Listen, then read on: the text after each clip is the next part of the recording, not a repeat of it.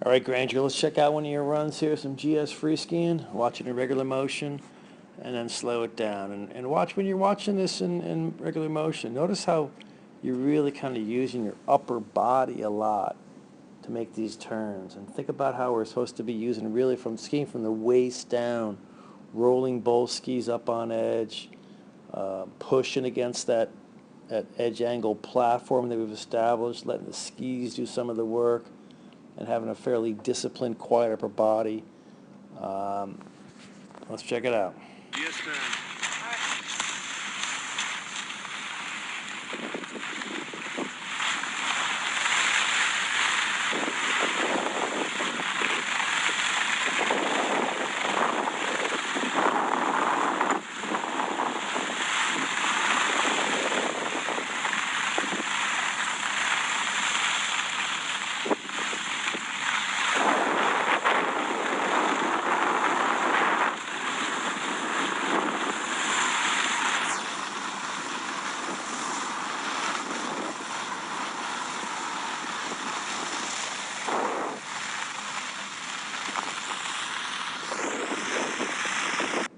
All right, let's check that up at the top here. All right, so like we were saying before, really gotta quiet the upper body down. You get so amped up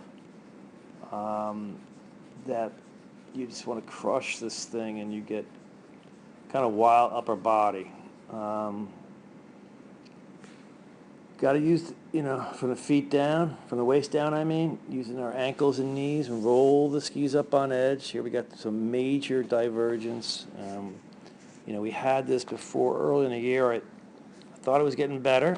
It's kind of come back here, so let's rethink that. We got to tip up both skis on edge, particularly the inside one. Pull the inside foot back. Get a high edge angle platform, like there, to push against. Here we can't really push against it because you're twisting the inside. You got weight on the inside.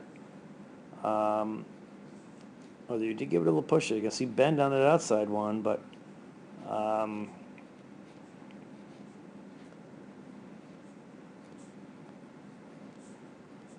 again, you're just so amped up. You can see you're jumping to start the turns, and look at your tails are off the ground, landing and skidding.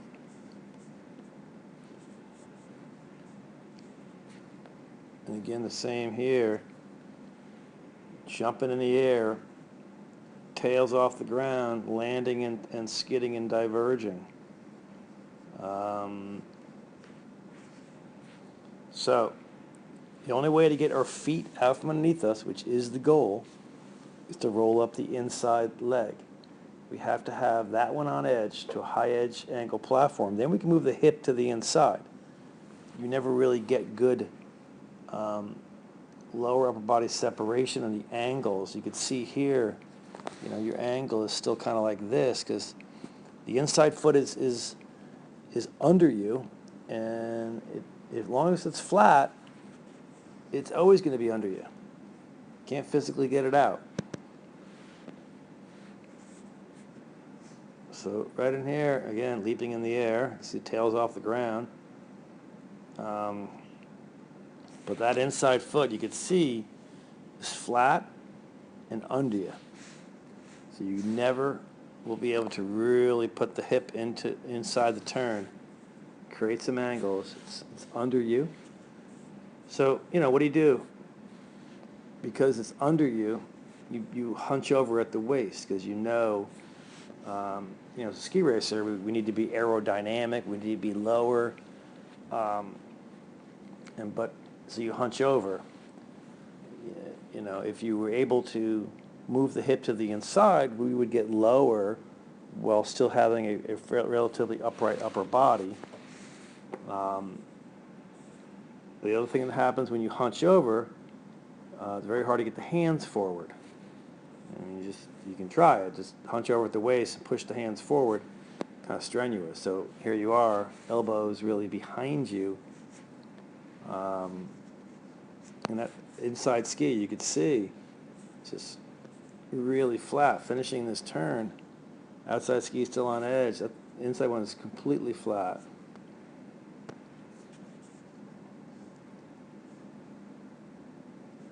Looks like you're going to start rolling them up, and then all of a sudden just twisting it to cheat there.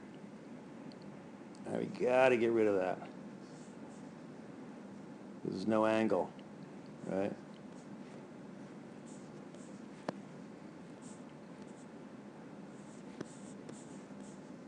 So, we'll see from the side down here, but you can just see there, man. Look how flat that went and under you. So you can't move. Think about it. You cannot move the hip to the inside unless if this knee was similar to that one, then it would allow us to move in here and create some angles and create, basically you want your body, if this was here and, oops, if we had nice angles this way, we can get our hip in here and have the upper body kind of going straight up and down. I can't really draw it because we ran out of room, but basically we would want angles here, and we could move the hip in over here and have some nice angles this way and be level shoulders. Tough to draw, but in any event, clearly the ski's as flat as a pancake and you got weight on it. So, really focus. Pull the inside foot back. We've got to tip them up. You get too big of a lead change, like right there. You look at that. How far the inside foot is in front of the outside foot. It's flatter. It's diverging. You bend at the waist like that. And the hands have to be back. Remember, we kind of want our upper body to be a similar angle, as our shin.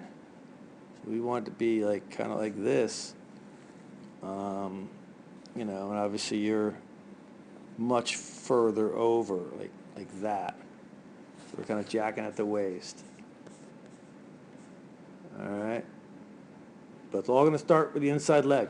That inside leg, inside foot has to be pulled back and tipped up, matching the other one. We've got the ankle flexion in both feet, and we can push against the platform, the high edge platform you produce. Let the skis engage the side cut, and we can move the hip to the inside. That'll let us have a more upright of our body, and we get the hands forward. All interrelated, but let's start with that inside foot. All right, let's try it out.